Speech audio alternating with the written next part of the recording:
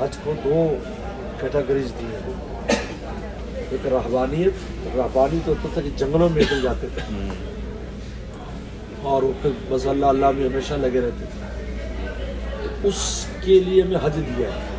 یہ رہبانیت ہے، یہاں آ کر ہم کپڑے اتارے کر رہے ہیں اور اس طرح کوئی ہمیں مشغلہ نہیں سوائے اللہ اللہ کرنے. 24 گھنٹے ایک ہی کام ہے، جب تک ہم واپس نہیں جائیں گے ہمیں ایک ہی کام مکہ سے نہیں.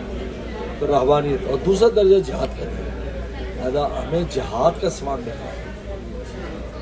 جیسے مجاہد اللہ کے راستے میں گیا ہو نا، جب مجاہد اللہ کے راستے میں جاتا ہے تو پیغمبر صلی اللہ علیہ وسلم فرماتے ہیں کہ جب کوئی جہاد میں نکلتا ہے اس کی 3 کیٹیگریاں بن جاتی ہیں.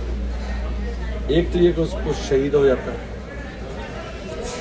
دوسرا ہے کہ وہ وہاں سے واپس آ جاتا ہے اجر لے کر لیکن مال غنیمت نہیں ہوتا، اور تیسرا ہے کہ اجر اور مال غنیمت دونوں چیزیں لے کر آتا ہے. تو تینوں کیٹیگریاں عجیب ہوتی ہیں. لہٰذا